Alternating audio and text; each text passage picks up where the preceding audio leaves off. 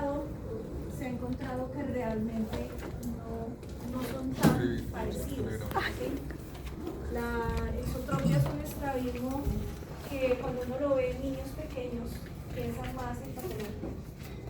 Obviamente la endotropia también, como lo vimos, puede estar relacionada con patologías, pero digamos que más patológica es la exotropia, más sospechosa.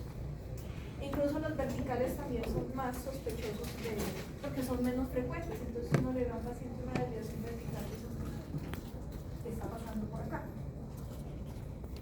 Bueno, la exotropia, pues también tenemos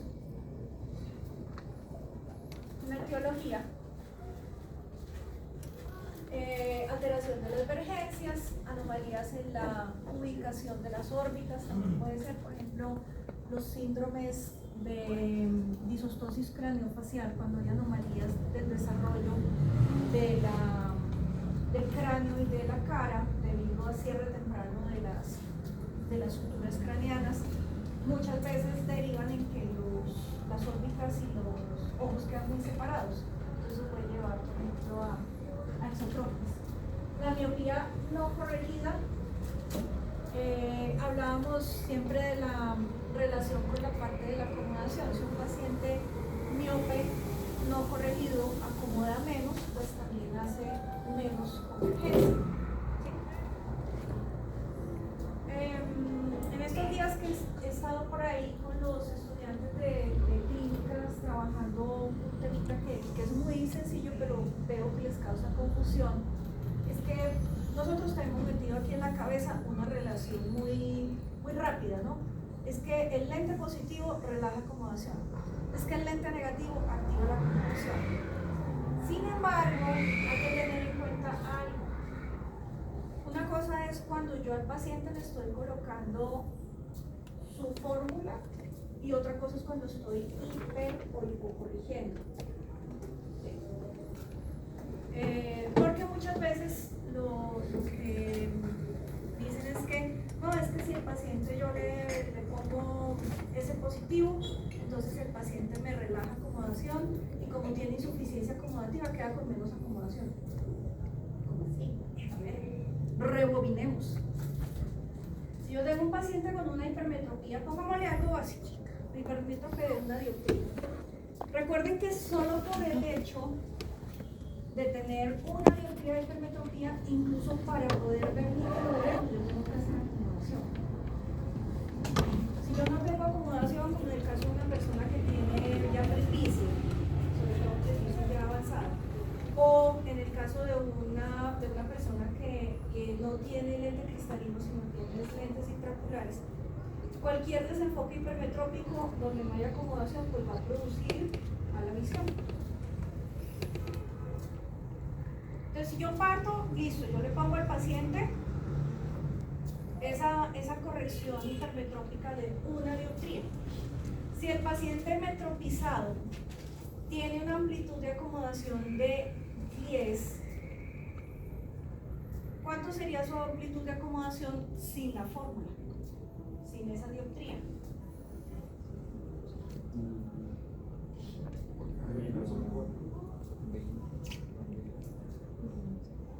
No, eso es de acomodación. Ah, ya.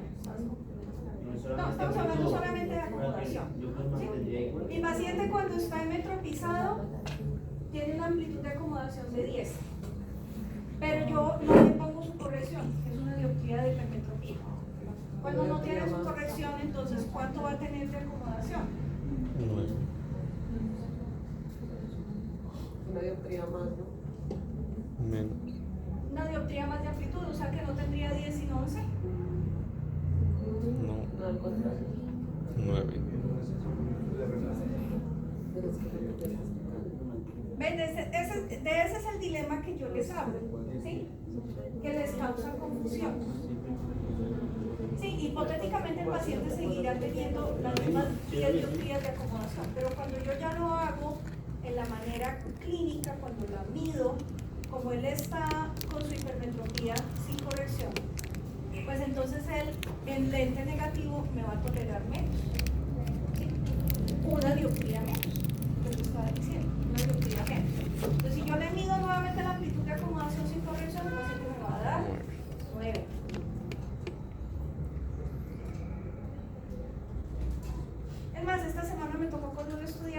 decirle, tómate tu amplitud de acomodación y vamos a ver qué pasa.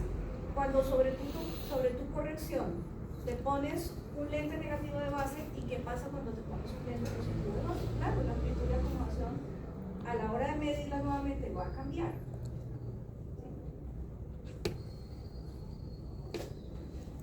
No sé si quedó más claro hasta el momento. Si tenemos mejor la idea de qué es lo que... No, profe, no quedó claro. Lo contrario. Profe, pero entonces esa acomodación puede variar también según la magnitud de la metropía o pues... Si tú tienes al paciente sin corrección, claro, no es lo mismo que el hipermetro P sea de una dioptría que sea de hipermetro P de 3. ¿Sí? Puede tener la misma edad y la misma amplitud de acomodación, pero si el defecto refractivo es diferente, la cantidad que te va a dar de acomodación es diferente también.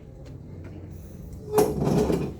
Pero es solamente por el hecho de no estar corregido. Sí, claro, que nos va a dar exacto con la corrección, lo que realmente. Sí, avanzamos.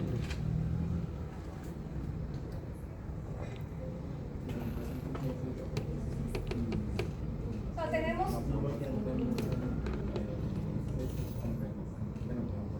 el paciente es hipermétrope de una dioptría, ¿sí? Y está con su corrección. Y cuando él tiene su corrección, la amplitud de acomodación de él es 10. ¿Sí? O menos 10, como quieran decir. Dioptrías. Quiere decir que yo, por ejemplo, para no enredarnos con compensaciones, la tomé en visión lejana, se llama la técnica de Jackson. Yo le agregué el lente negativo sobre su corrección y el paciente logró mantenerme la visión nítida con un menos 10.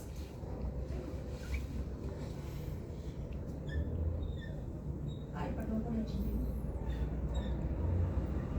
Menos 10.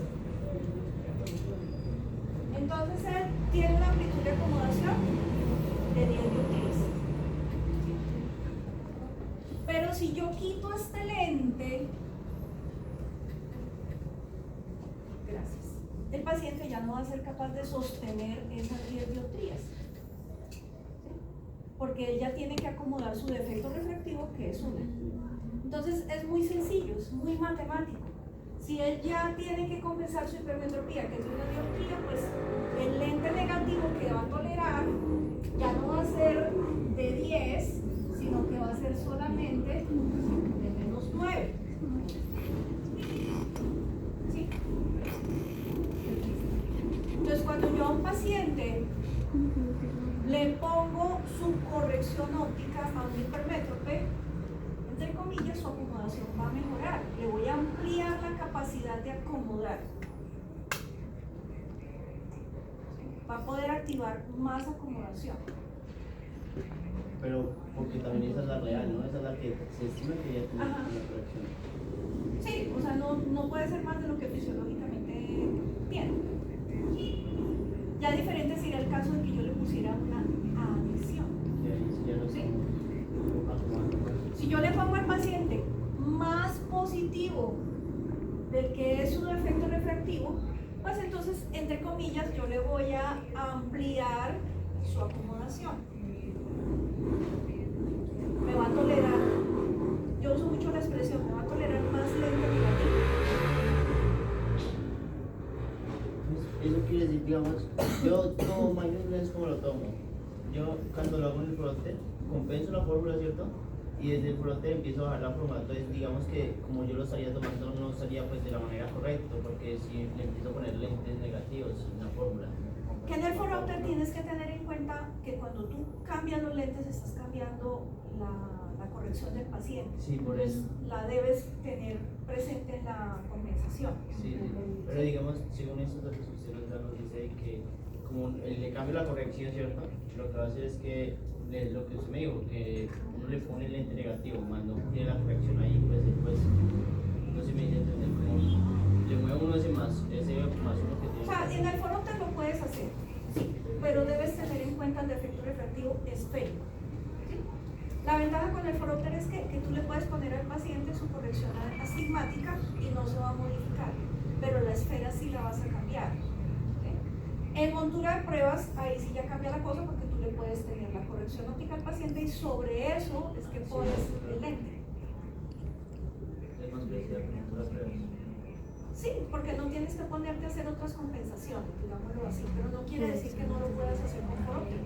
Foróptero es una muy buena opción, ya que puedes simplemente respetarle el astigmatismo, pero tienes que, a la hora de sacar el balón, compensar su defecto refractivo. ¿Sí?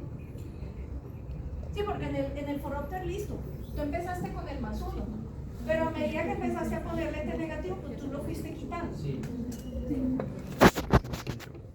Sí, como Entonces el si fuera un paciente te va a dar -5, el lente ese es el negativo 0. 9, pero él estaba acomodando Es decir, su menos defecto 5.25, refractivo, que te 0.25. sumaría total 10. Exactamente.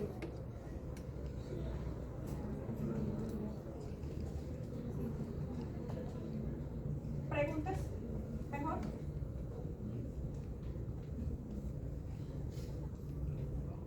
Sale. ¿Sí? No, me interesa que esto les quede claro porque es básico de nuestro quehacer de la optometría. ¿Sí? Profe, y Dime. con una persona miope sería lo contrario. Sí, simplemente sería lo opuesto. Porque cuando tú le adicionas lente negativo, ahí tienes que descontar lo que corregía su defecto refractivo. Por eso les digo, siempre la base es partir de con cuánto metropicé y el resto sí sería acomodación. Por eso es también la importancia de que estas pruebas se hagan con el paciente con corrección. Entonces, en el caso de las exotropias tenemos que las miopías no corregidas, especialmente es por el hecho de que el paciente sin corrección ejerce menos acomodación, por lo tanto tiende a diverger un poco más. También puede suceder con las correcciones de hipermetropía cuando los pacientes tienen, por ejemplo, exoforias desde antes de la corrección. Yo pongo la corrección óptica, pues esa exoforia se puede aumentar, se puede incrementar. No todos los casos. A ver, algo que yo quiero también como dejarles, ojalá en claro, importante para ustedes, es que por el hecho de que con la corrección óptica yo le aumente al paciente la exoforia, que incluso a veces se puede volver exotropia o exotropia intermitente, no quiere decir que yo no vaya a corregir.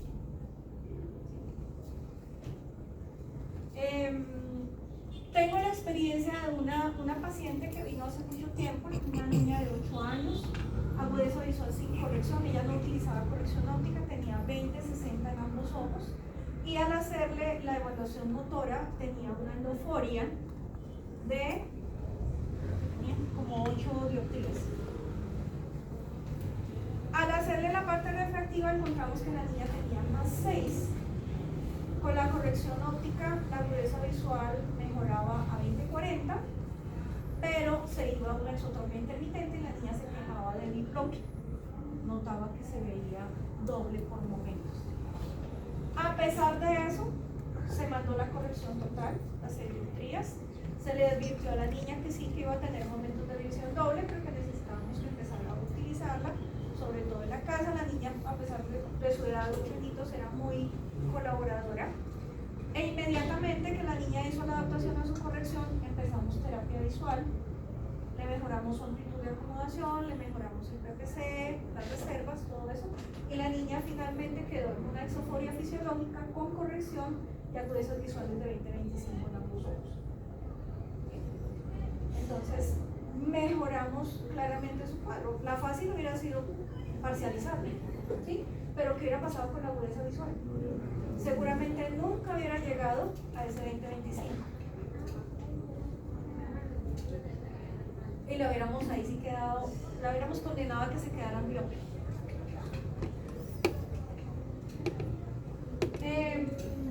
Sí, incluso en algunos espacios, colegas han mostrado casos de pacientes con exotropias de hipermetropías muy altas y cuando les ponen la corrección, en lugar de quedar con unas exotropias muy grandes, antes sus ojos se alinean. ¿Por qué? Porque la visión se está estimulando de manera adecuada. Yo tengo un paciente, mi paciente tiene como más 8 y él sin corrección tiene exotropia de 50 y con corrección tiene exoforia de 30.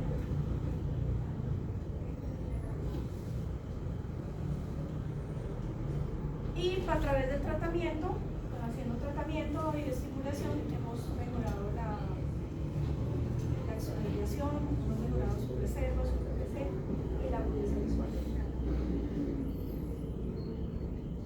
Bueno.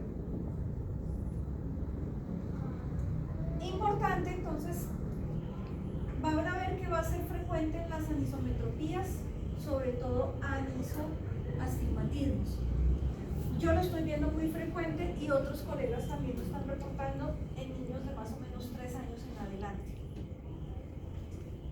Entonces, ojo con esas anisometropías.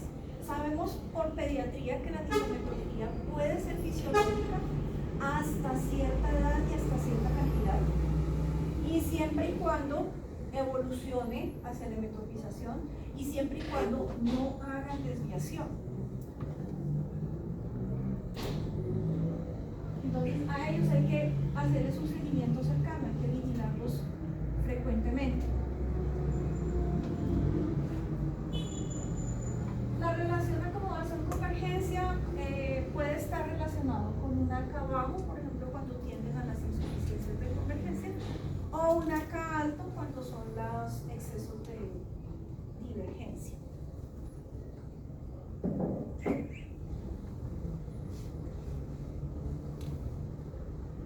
La exotropia intermitente puede ser a veces un poquito más compleja de diagnosticar, precisamente por lo que a veces está y a veces no. Entonces los papás a veces dejan pasar mucho tiempo, porque como no es una desviación constante, es que el niño desvía por momenticos.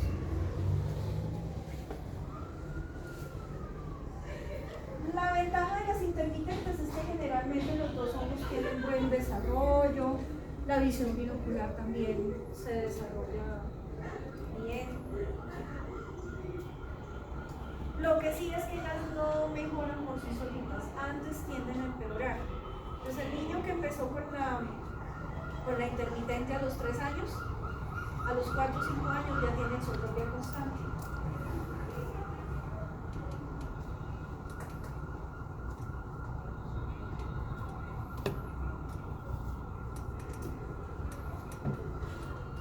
Comienza hacia los 5 años de edad, sin embargo, como les digo, las estamos viendo más tempranamente, en promedio hacia los 3 años. Se presentan en momentos de estrés o fatiga, entonces la mamá o el papá dicen es que cuando está mal geniado desvía, cuando está llorando desvía, cuando tiene sueño, cuando se acaba de levantar. Son como los momentos en los que más frecuentemente se van a presentar. En los niños tiende a ser mayor en visión lejana que en visión cercana, mientras que los adultos como igual de lejos y de cerca. Bueno, eso es variable. Se pueden asociar con patrones alfabéticos, suelen progresar a permanentes, como lo que decía, eso no se mejora por sí solito, sino generalmente se deterioran más. En menores de 10 años hay adaptaciones sensoriales para evitar la diplopia. Lo más frecuente que uno va a encontrar en los niños con exotropias es la supresión. En las exotropias no se suele desarrollar tan frecuentemente la correspondencia sensorial al nombre, pero sí hacen supresiones.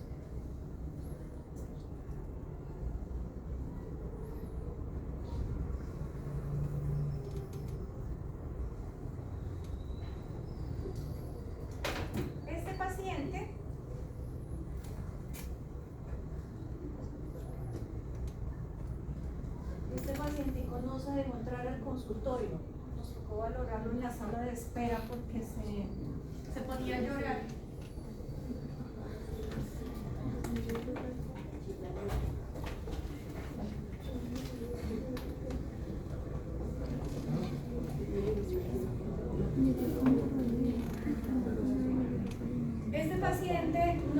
permitía acercarme mucho. Nos quedamos en la sala de espera, hicimos un juego ahí como ese del jueguito de Sebonta, bebé. Y él mismo era el que se ocluía. Eso fue lo que hice.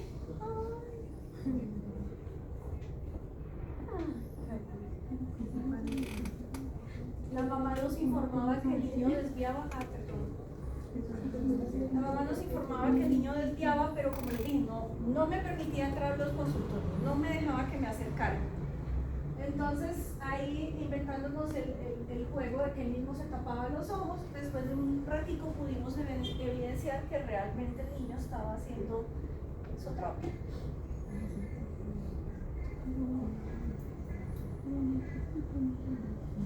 Por ahí ya empieza, en un ratico ya empieza a salir.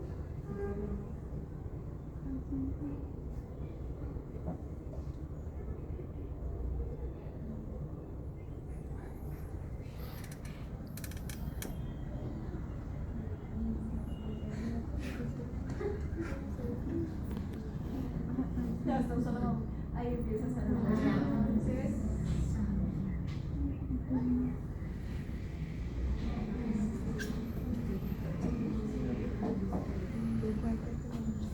Básicamente era como alternante, pues sí, a veces del ojo derecho, a veces del ojo izquierdo.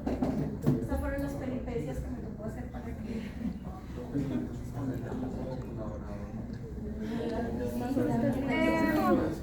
Bueno, generalmente eso no es algo que ocurra siempre.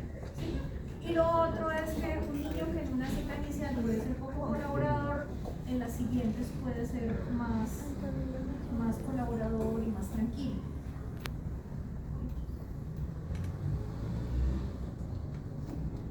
En esos niños generalmente lo que manejamos en principio es la oclusión medio por medio. Ojo con esas exotropias intermitentes, porque es que resulta que a veces los papás confunden eso con que el niño tiene alergias, como por ejemplo, es que el niño se frota frecuentemente los ojos. ¿Pero por qué se frota? Para no ver doble. Entonces a veces están buscando como tratamiento de goticas, es que el niño parece que le pican los ojos, que algo se le metió, que no sé qué, y es simplemente que el niño tiene como mecanismo de defensa taparse un ojo para evitar la diplopia.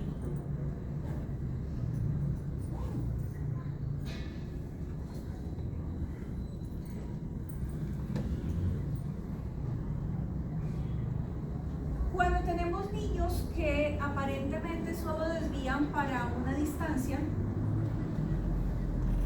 podemos aplicar algunas pruebas adicionales que nos aumentan la disociación o que nos disminuyen la influencia de la acomodación.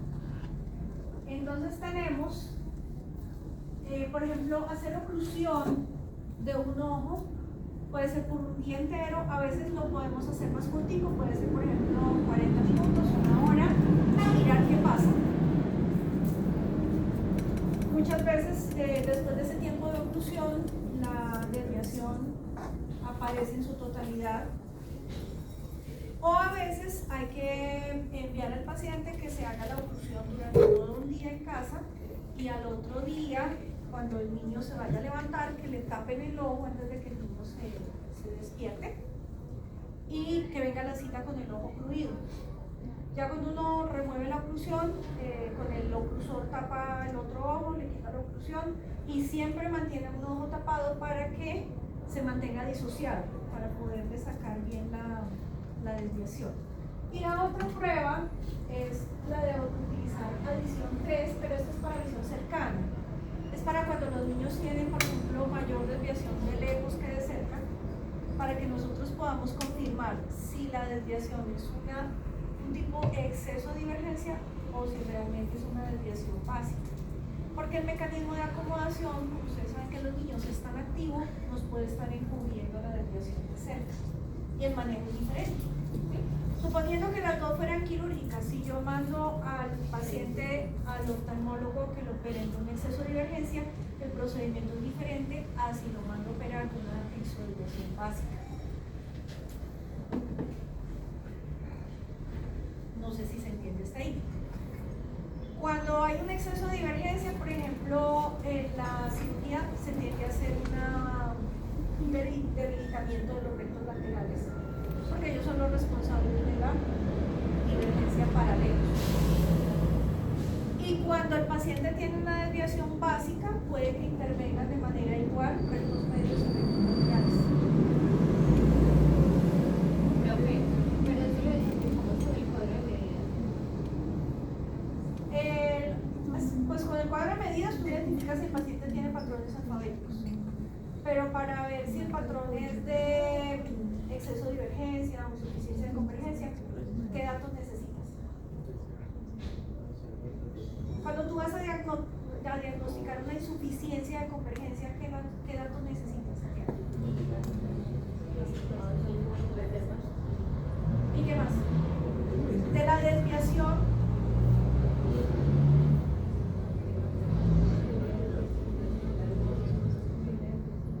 Sí, medir la desviación. ¿Y qué más?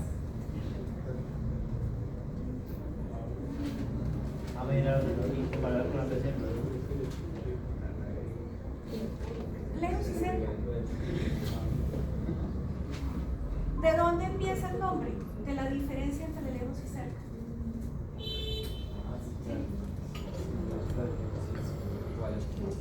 Para poder decir que la desviación es tipo insuficiencia de convergencia, la exofonía de cerca, el lejos. Ahí empieza. ¿Sí? Que adicionalmente tiene que tener PPC alejado y reservas bajas. Pero el nombre de casi todos los estradigmas horizontales empieza por la comparación entre lejos y cerca.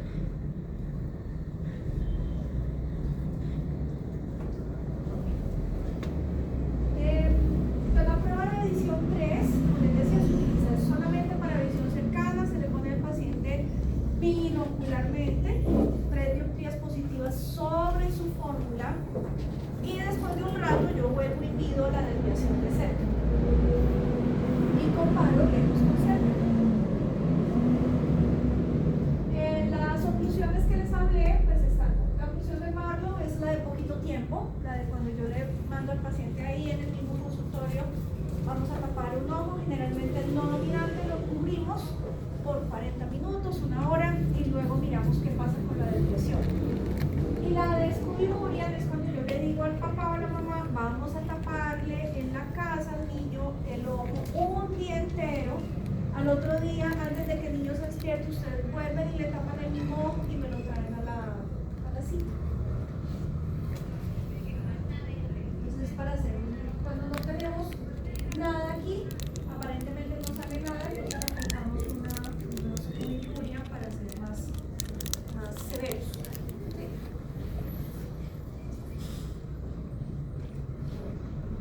Entonces, aquí precisamente tenemos esa comparación. ¿Cuándo considero yo exceso de divergencia? Cuando la desviación es mayor de lejos que de cerca. Pero, si yo apliqué la oclusión de Marlow y esta de acá terminó igualándose con la de lejos, entonces ya no es exceso de divergencia, sino básica.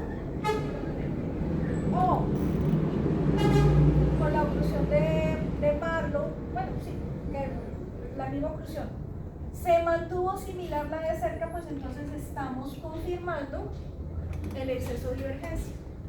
Y lo mismo con la prueba de adición 3.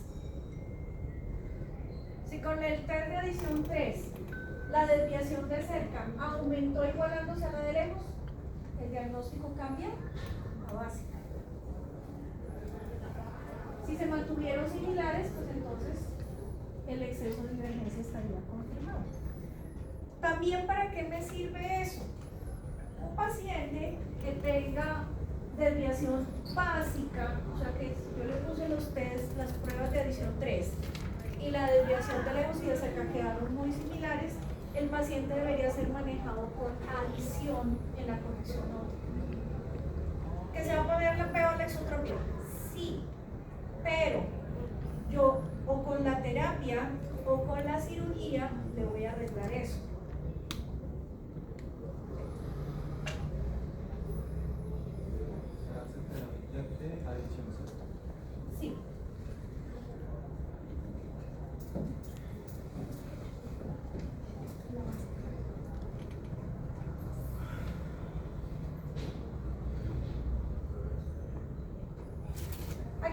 Hay una comparación rápida entre las características de una y la otra. La edad de aparición, pues ya conocemos la de la exotropía intermitente. Dijimos que edad 5 años, pero incluso ahora hablamos de más o menos los 3 años. ¿Sí? La exotropía permanente aparece mucho más temprano. Generalmente el niño la presenta en los primeros 6 meses o en el primer año. ¿Cuál de las dos creen ustedes que presente más sintomatología? La intermitente, que aparece más tardíamente. Ya hablamos de que el niño, por ejemplo, puede tener momentos de diplopia.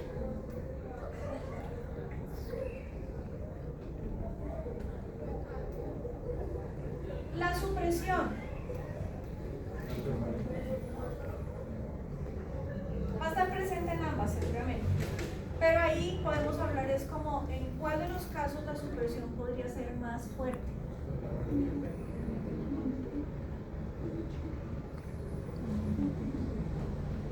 La permanente porque aparece más temprano.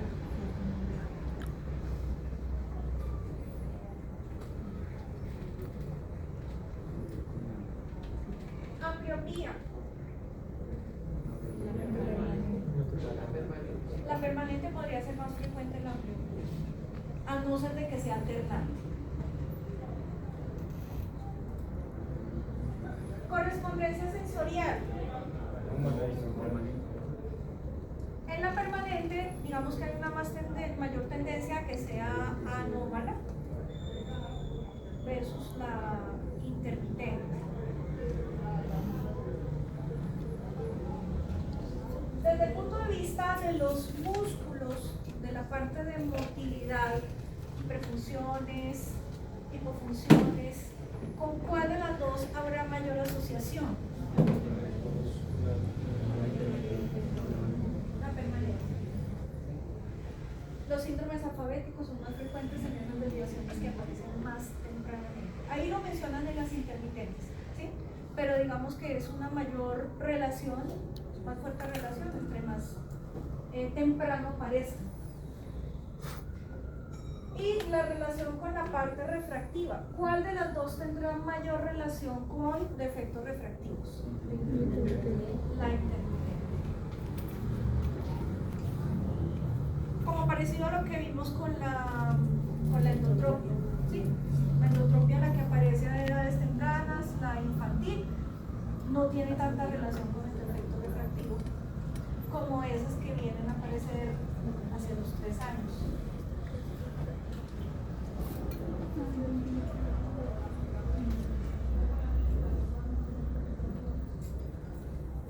Entonces, importante, siempre arrancamos de la corrección de las ametropías.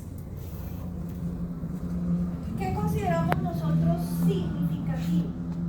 En niños pequeños, los defectos refractivos que son superiores a unos 50 dioptrías.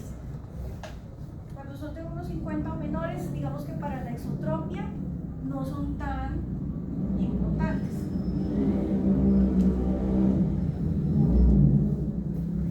En escolares, y esto yo creo que lo pueden ver, no sé tan frecuente, pero yo sí lo he tenido, lo usan mucho en oftalmología. Los oftalmólogos, ellos hipercorrigen a los niños miopes que tienen exotropia o les ponen correcciones negativas para que hagan más acomodación y por lo tanto más convergencia. ¿Sí? Según la literatura, sí ayuda, sin embargo, aunque aquí habla de que ayuda a reforzar la fusión y a evitar las alteraciones sensoriales, no está como tan demostrado que realmente eviten eso. Pues uno pensaría que si yo le mantengo al niño los ojos alineaditos por más tiempo, pues eso ayudará a su desarrollo. ¿Sí? Eso de pronto puede ir muy vinculado con el ajo.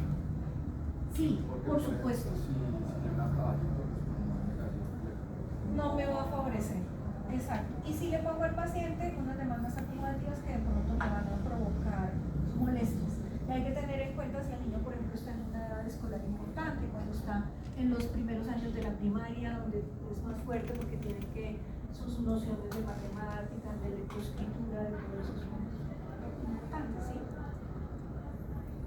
Sí, hay que tener en cuenta mucho la relación de la convivencia.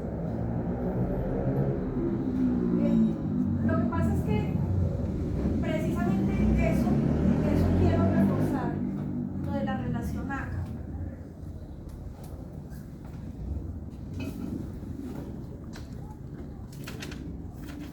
Porque este es el punto de partida para saber si yo hipercorrijo o no hipercorrijo. En una ocasión me llegó una paciente de 3 añitos.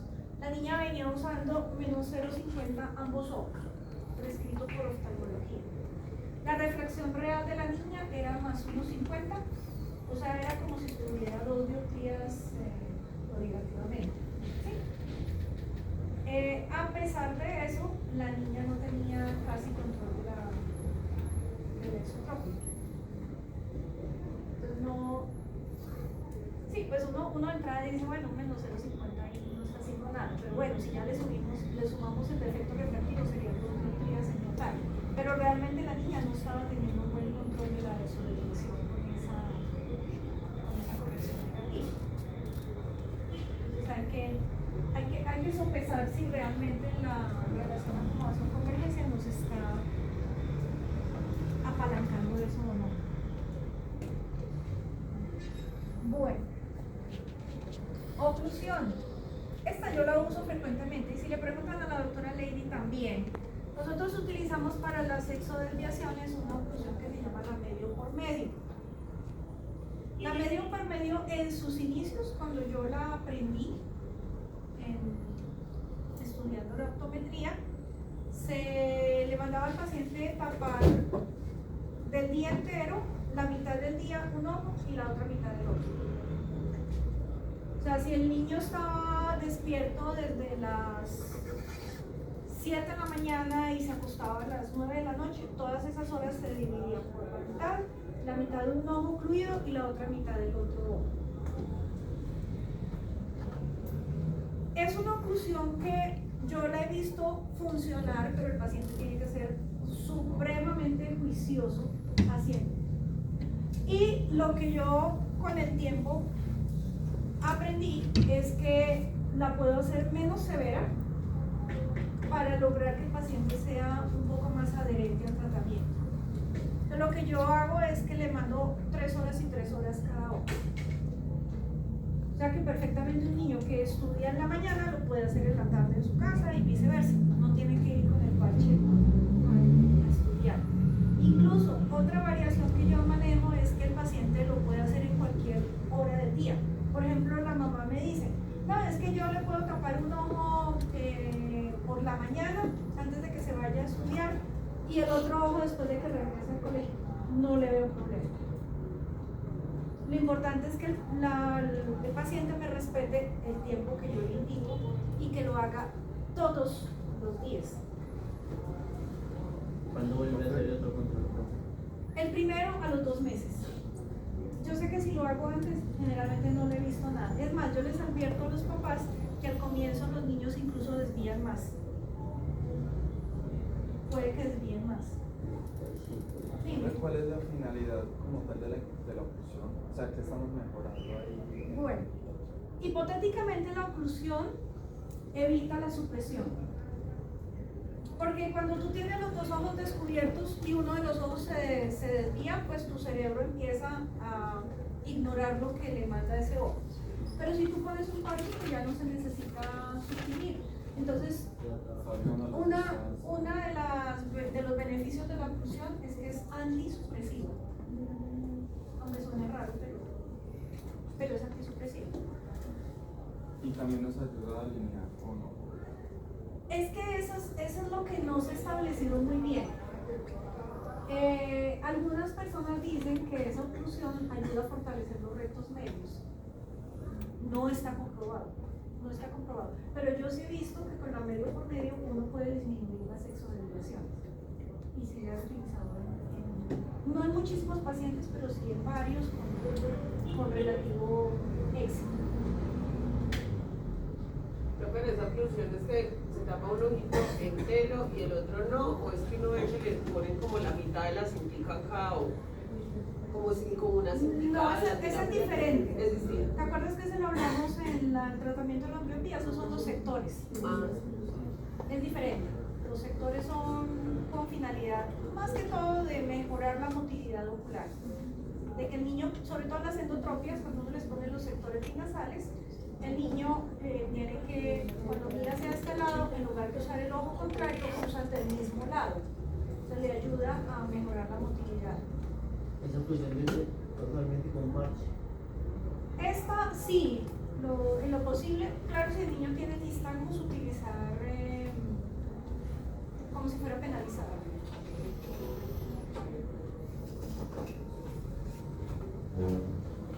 Entonces yo inicio con 3 horas cada ojo, todos los días.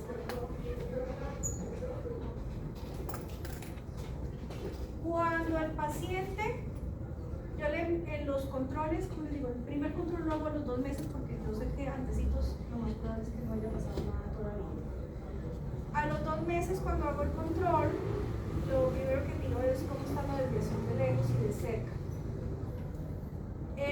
Lo que yo espero es que ambas vayan disminuyendo en cantidad gradualmente y generalmente cuando van disminuyendo también mejora la calidad del control de la visión binocular. Me refiero a que si el paciente, por ejemplo, viene con una exotropia, evolucione a una atropia intermitente. Si venía con atropia intermitente, pues evolucione a una aforia. Y la cantidad, como les digo, también vaya disminuyendo. Para empezar a hacer tratamiento en consultorio, yo espero que el niño tenga exoforia de lejos y empiezo a trabajar la convergencia de lejos, no les trabajo de cerca. Porque esos niños que uno les trabaja de cerca aprenden muy bien a converger, pero de lejos se quedan en eso. Entonces se vuelven excesos de divergencia que son muy cansones de tratar. Entonces, la secuencia mía de trabajo es de lejos hacia visión cercana. Cuando el paciente está ortofórico de lejos, yo empiezo a disminuir la oclusión. Nunca la quito de una. Le voy disminuyendo, por ejemplo, le digo, le va a disminuir media hora cada ojo, o sea que si no estaba con 3 horas cada ojo, pasa a 2 horas y media cada ojo, y pues eso en total serían 5 horas. Y les voy reduciendo así poco a poco a medida que el paciente va evolucionando. Es un trabajo dispendioso, lo sé, pero como les digo, en algunos pacientes yo he tenido buenos resultados. Y pues muchos papás prefieren intentar algo con terapia antes que hacer cirugía. ¿Cuándo son definitivamente quirúrgicos? Si tienen, ya saben, patrones alfabéticos. Si tienen hiperfunción de oblicuos, eso es quirúrgico.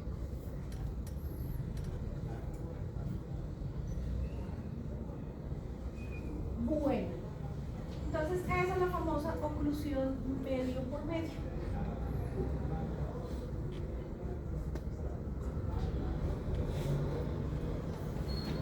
Así como nosotros vimos en la endotropia que había exotropia, endotropia sensorial, pues en la exotropia también. Paciente tuvo un accidente automovilístico, un trauma en el ojo derecho, tuvo atrofia del nervio óptico del ojo derecho. Ese ojo pues no percibe luz y se desvió.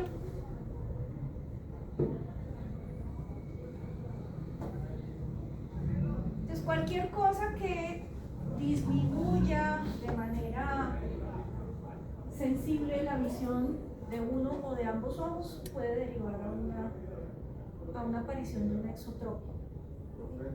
Dímelo. Como hablamos de la hipermetropía, una endotropia, ¿qué lleva a que los pacientes sean robados? Yo diría que si tú tenías previamente una exoforia, pues tu ojo se irá hacia la exoforia. ¿Sí? Como tendencia a la posición de reposo que tenías, a la posición disociada. Entonces, causas comunes: ambliopía profunda, lesión ocular, opacidades corneales, catarata, enfermedades maculares o retinales, hipoplasia o atrofia óptica, porque obviamente pues no hay mecanismo de fusión. Y como les decía también, en el caso de la endotropia pues es muy difícil garantizar si al paciente lo operan y le alinean sus ojos que eso se vaya a mantener.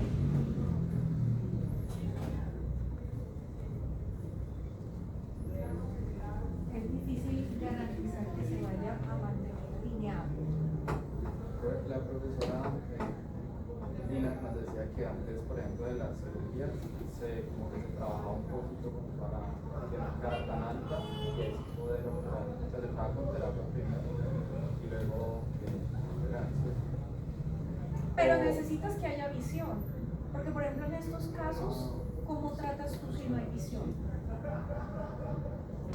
Sí, digamos que la mayoría de los pacientes se les hace como cierto manejo terapéutico antes de la cirugía, pero depende, por ejemplo, de que el paciente tenga visión binocular.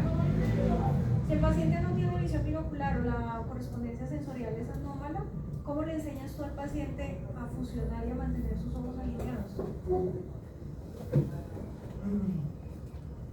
Como dice la canción. Pero entonces ahorita no podríamos hacer. Sí, aquí desde la parte de terapia no, porque el ojo no ve. Entonces, ¿cómo le enseñas tú a que el paciente mantenga el ojo alineado? No?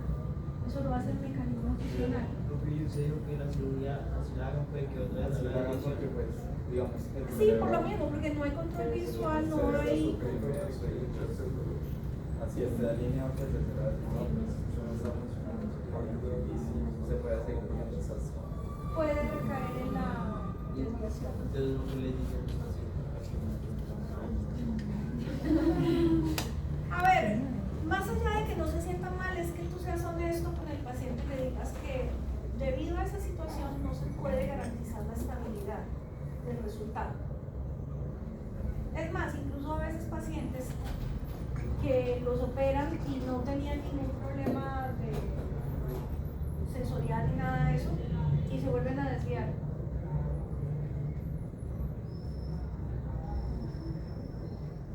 Bueno.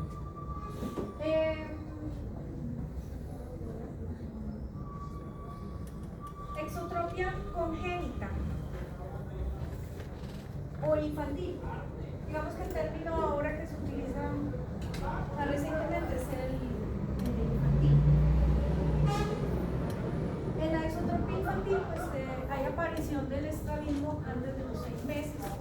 Generalmente son desviaciones de ángulos grandes, pueden ir de los 30 a las 90 dioptrías, tienden a ser mayores de lejos que de cerca. Alguna vez me llegó una paciente para valoración que le iban a hacer cirugía de estrabismo por segunda vez. Y la paciente venía con ese ojo bien en exotropia, bien desviado. Y pues uno a veces se pone ahí de crítico. Claro que yo no hice comentario en voz alta, no solamente para quitar lo que le hicieron. No le hicieron nada, se viene con el ojo súper desviado.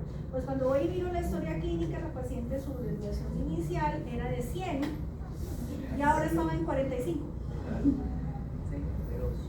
Estaba en 40 y tantos. O sea que sí, sí había mejorado. Bueno. Lo que yo les decía, ¿no? Ojo, porque las exotropias, por alguna razón que no se conoce muy bien, están más estrechamente relacionadas con patología. Los pacientes que pueden tener problemas neurológicos, desórdenes craneoencefálicos. se está fomentando mucho de estar más atentos a los problemas del neurodesarrollo. Ayer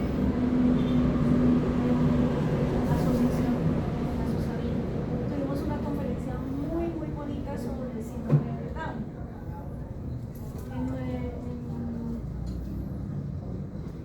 En oftalmología y en optometría, pues hay un doctor, él es un oftalmólogo de Bucaramanga que era docente de la facultad de allá cuando yo trabajé como optometría en Santo Tomás. Y su hijo, creo que es el hijo mayor tiene síndrome de Down. Actualmente tiene ya, ayer dijo la edad, tiene 33 o 34,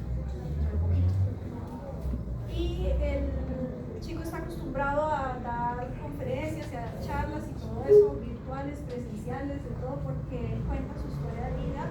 Él estudió su colegio, lo sacó adelante, estudió una carrera, trabaja, es dueño de su apartamento, pagó su apartamento con su trabajo, es artista, le gusta pintar, baila, muchas cosas. Entonces se está haciendo pues como una campaña fuerte de esa neurodiversidad, que es importante la inclusión. Y pues obviamente todas las personas pueden tener diferentes potenciales. Una persona con síndrome de Down puede lograr mucho y más como él. No sé si ustedes ahí conocen de la historia de una persona con síndrome de Down que es español, que tiene maestría, doctorado, muy estudiado. Y pues hay el extremo de aquellos que generalmente su desarrollo cognitivo llega por ahí como hasta los 3 años. Pero, por ejemplo, algo muy bonito, y eso me lo dijo una persona hace muchos años, una psicóloga que trabajó aquí en la universidad.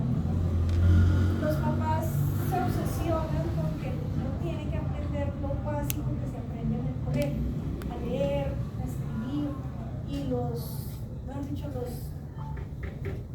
torturan mucho con eso.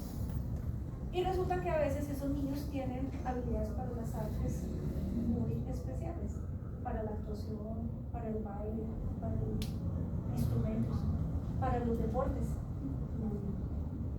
Entonces es como que nosotros ayudemos con ese granito de arena de que al niño se le identifiquen tempranamente sus alteraciones visuales, se les haga manejo, para que la parte visual sea una carga menos y que el niño pueda desarrollar y explotar sus otras habilidades.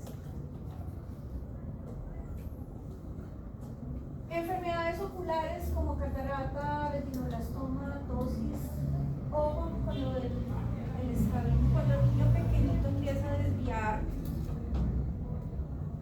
y uno de los descartes importantes es que esté haciendo retinoblastoma. Hay una organización mundial que se llama Know the Road. La pueden buscar en internet.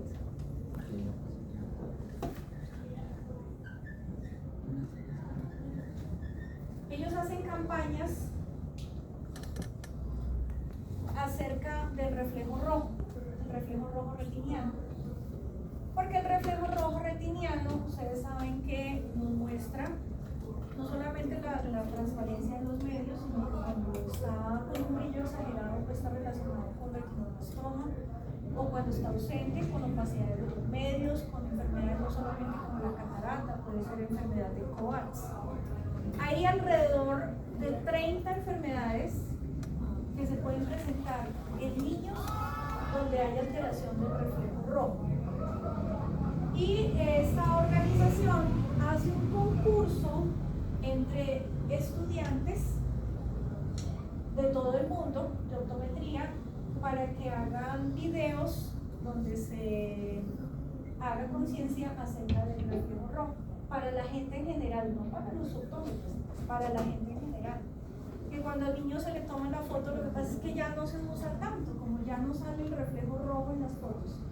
Los celulares ya con la tecnología aprendieron a mirar eso, pero se hace mucha énfasis en el cómo tomar una foto para que se vea el reflejo, y si el reflejo presenta diferencias marcadas entre un ojo y el otro, importante, remita, ¿sí? Para que esa persona sea valorada. El nieto de una ex compañera de trabajo de aquí de la universidad, el bebé tenía 3 meses de nacido y la mamá le notó un brillito en un ojo. Y mi compañera de trabajo en esa época, ya todavía está aquí en la universidad, me buscó y me dijo, mi hija le está notando algo al bebé. Entonces le dije, dile que le haga un video con flash encendido. Efectivamente, el niño mostraba un reflejo en uno de los ojos, se hizo la revisión inmediata, el niño tenía retinoblastoma bilateral, solamente que se notaba más el dedo que brillaba con el bruto. Pero eso que detectó la mamá ahí fue la clave para que ese niño se atendiera a tiempo. En el caso de él, no solamente lograron preservarle su globo ocular, sino que él tiene una visión útil en ese ojo. Porque con el retinoblastoma las prioridades son, primero, salvar la vida, o sea, no necesariamente los ojos. Segundo, salvar los ojos, no necesariamente la visión. Tercero, la visión.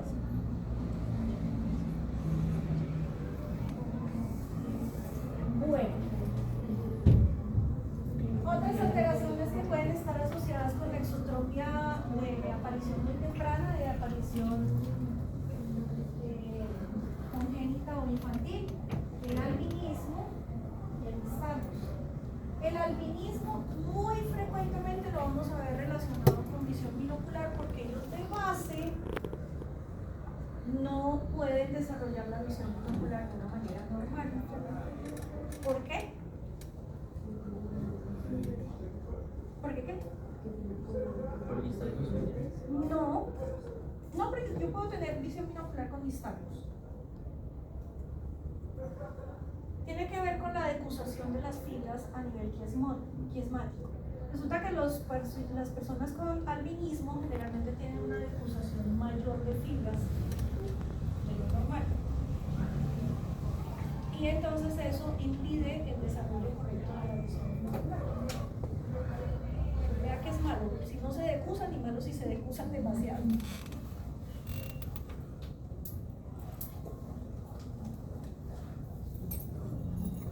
Enfermedades sistémicas como la parálisis cerebral y la hidrocefalia.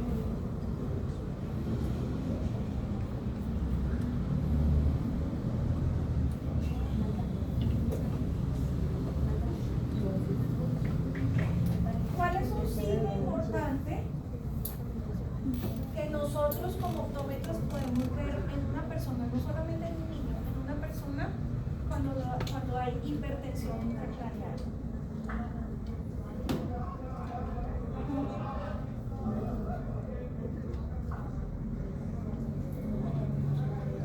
Cuando sospechamos de hipertensión intracraneal, ¿qué es lo primero que hay que examinarle a ese paciente?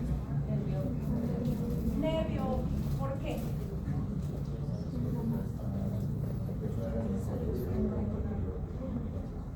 ¿Cómo se ve?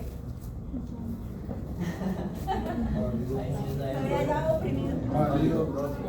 No, pálido es cuando está atrófico ya. ¿Cómo se ve cuando hay edema de la papila? O sea que se borran los bordes papilares. Afortunadamente lo he visto solo una vez, tuve la oportunidad de ver una vez en un paciente tendría por ahí que 4 o 5 años, el niño presentaba cefalea intensa, la mamá había informado que el niño había tenido vómitos. Una característica importante es el vómito en proyectil, o sea, un vómito que sale como expulsado con fuerza. Y el niño al fondo de ojo, además de que estaba haciendo endotropia, no exotropia, porque la exotropia es más como de la etapa crónica de la hidrocefalia, pero cuando es aguda los niños hacen endotropia por la compresión del sexto nervio. Y al ver fondo de ojo, los bordes papilares están borrosos. Incluso en personas adultas se borra la excavación por el problema de los papilas. Esto es chistoso porque no es un video, yo les pongo aquí nistagmus y el paciente tenía nistagmus, pero pues él no se lo tenía. Solo que el niño, además de nistagmus, tenía, como se ve ahí, exotropia.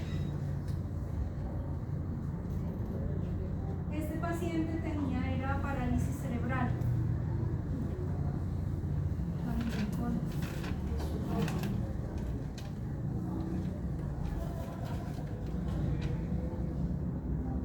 La exotropia congénita o infantil es de baja incidencia, aproximadamente un caso en 30.000. Se considera pues, que es causa de una interrupción en el proceso de maduración visual. Puede que haya alteraciones a nivel muscular, como por ejemplo que el recto lateral sea más largo o más grueso, asociada con hiperfunciones de los oblicuos inferiores, también con DVD. Si el paciente se maneja tempranamente, es posible que pueda lograr una fusión periférica y una estereopsis gruesa, y pues está de manejo quirúrgico. Porque como lo vimos, son diámetros grandes, aparición muy temprana, entonces el manejo es principalmente quirúrgico. Solo que cuando el paciente ya tiene sus ejes visuales alineados, pues yo puedo entrar a estimular la visión binocular, la fusión, la estereopsis.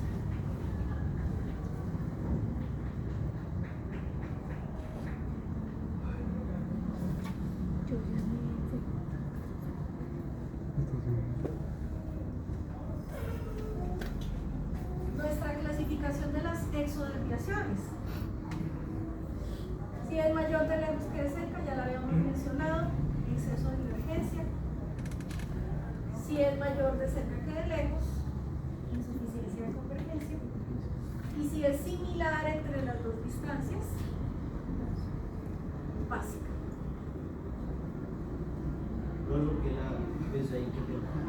Porque la segunda es insuficiencia de convergencia y no exceso de convergencia.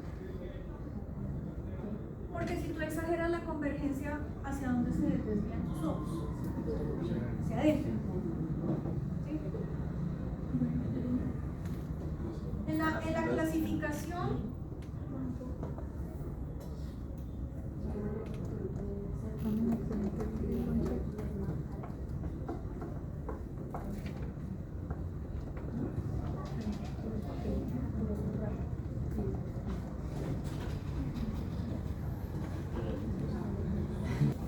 la única que se comparte para las dos, exotropia y endotropia, es la clasificación de la básica. ¿Sí?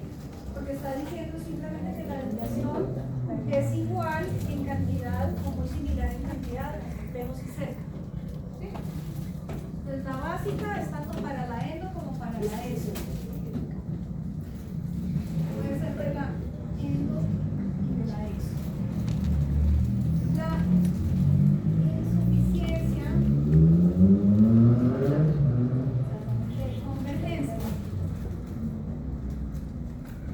y el exceso de divergencia, estas son solamente de las exodesviaciones.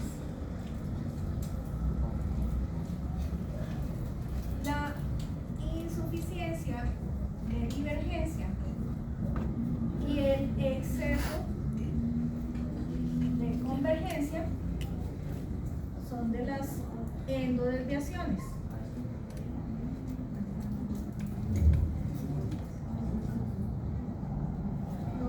No se cruzan, O sea, son que se puede decir, excluyentes. por ejemplo, ¿Sí? una exotropia básica o una endotropia básica. ¿Qué? Sí, pueden ser En ambas. las Sí, básicas. pues en las básicas tú puedes tener tanto endo como exo. Es la única que se comparte. Sí, es la única que se comparte. Pero cuando tú hablas de exceso de convergencia, inmediatamente piensas en una endo. A ver, ¿cómo relacionamos nosotros eso? ¿Cuándo tengo que hacer yo divergencia? ¿Para mirar a qué distancia? Paralelos. ¿Sí? ¿Cuándo tengo que hacer convergencia? Para cerca.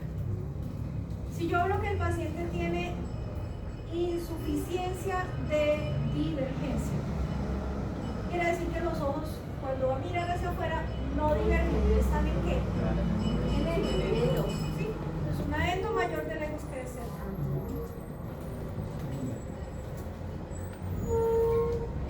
En la exotropia, entonces tenemos insuficiencia de convergencia. Cuando yo miro hacia cerca, no converjo, me quedo en la exo. Y cuando miro hacia lejos, el exceso de divergencia, mis ojos se van demasiado hacia afuera. ¿Queda más claro? ¿Cómo se la sabían ellos? Ellos. Sí. Yo tampoco, pero ninguno, yo no me la sabía. Bueno, hay que meterle la lógica. Había hecho la pregunta del parcial así sin no caer. Eso no estaba claro desde hacía tanto tiempo.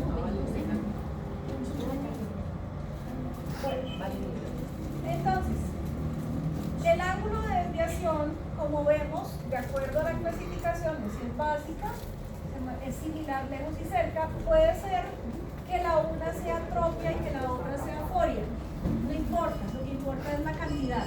¿Sí? Lo que yo voy a comparar es la cantidad. Que mi paciente, porque sucede mucho. Hay pacientes que, por ejemplo, para la visión cercana, aquí es foria, y para lejos si es tropia o es tropia intermitente. Lo que importa es cuánto cambia la cantidad. Bueno,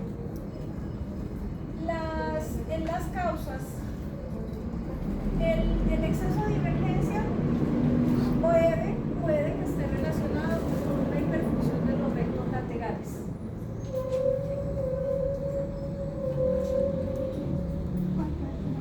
La insuficiencia de convergencia pues, es una disminución del tono de la convergencia, o puede estar asociado también con disminución en la acomodación. Ojo con eso. Si el paciente tiene insuficiencia acomodativa, puede que el problema en la convergencia sea por falta de acomodación. Entonces a eso se le llama una pseudo insuficiencia de convergencia.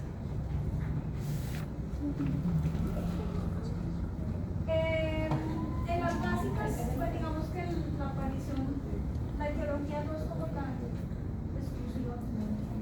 Evolución, todas se empeoran. Eso ahí no hay miedo.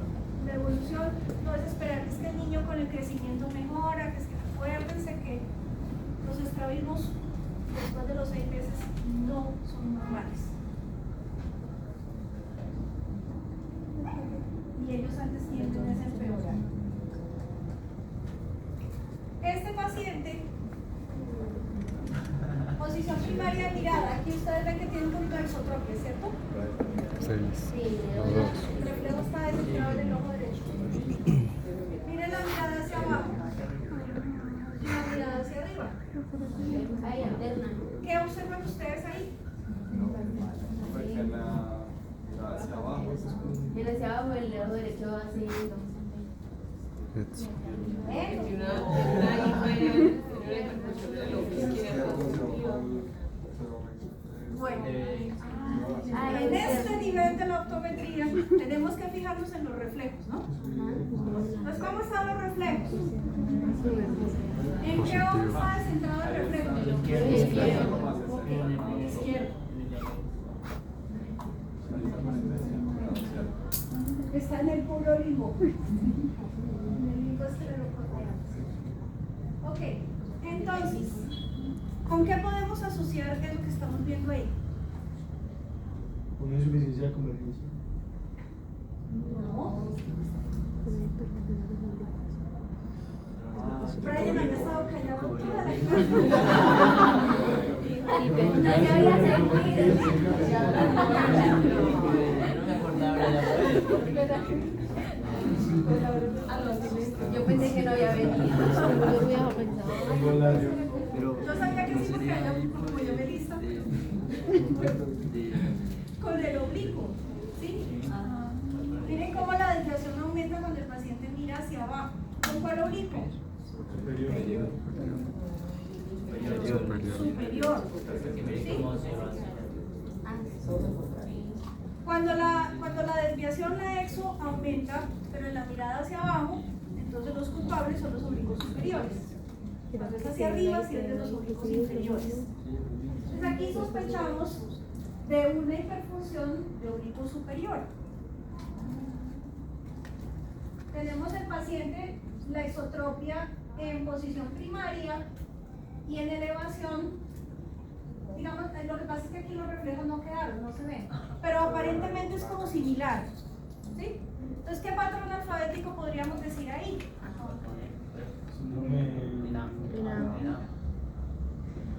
Si la posición primaria y la elevación están similares, ¿cuál sería? El que es la X.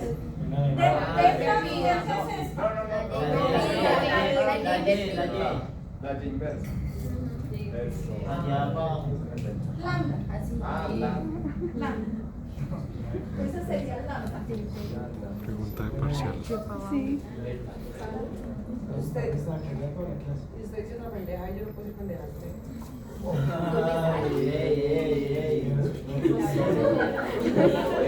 Siempre se va a regaño, siempre se va a regaño. Calma.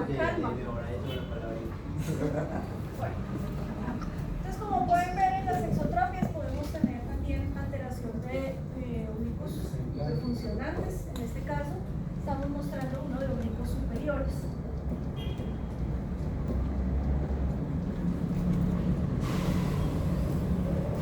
Estas ya son las tiradas laterales, donde la exotropia también es como similar, ¿no? O sea que nos tocaba hacer la de ¿cómo es?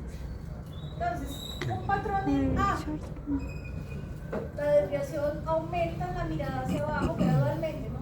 Arriba hay menos desviación y va aumentando hacia abajo. Un patrón en B, pues por el contrario, la desviación tiende a aumentar, esa es en la mirada hacia arriba.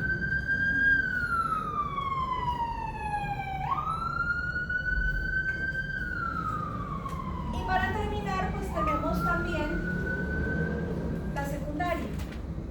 Lo mismo que la endotropia. Al paciente le hicieron algún procedimiento, estuvo con un ojo tapado, le dio una celulitis presental, se estuvo el ojo cerrado por algún motivo, y después cuando ya el parpadito se mejoró, cuando ya le pasó la inflamación o cuando ya le quitaron el parche, el paciente está en insotropia y está con diplopia. Entonces también podemos tenerla de tipo secundario, que puede ser tratarla con parche, también se podría tratar con parche, con terapia, o en algunos casos, si el paciente definitivamente no mejora, pues podría requerir prismas o cirugía.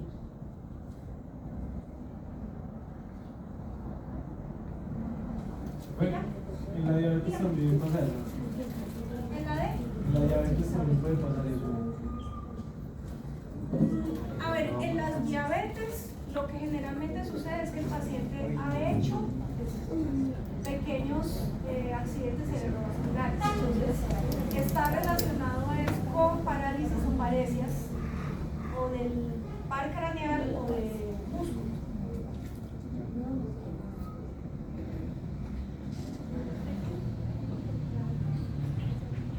¿Alguna otra pregunta?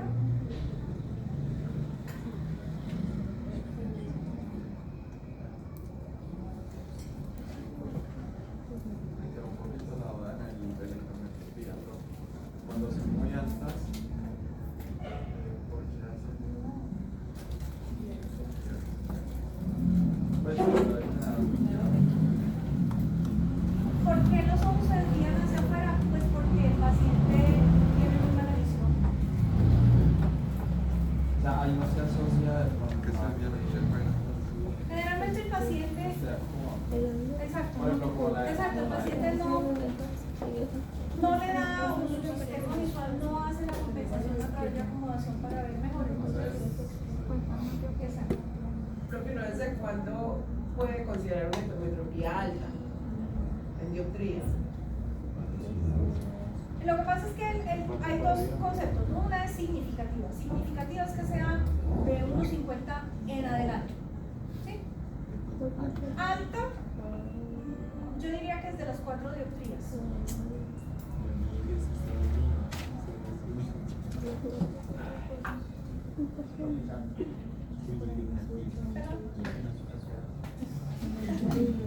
¿Tú estás pensando en el segundo paciente?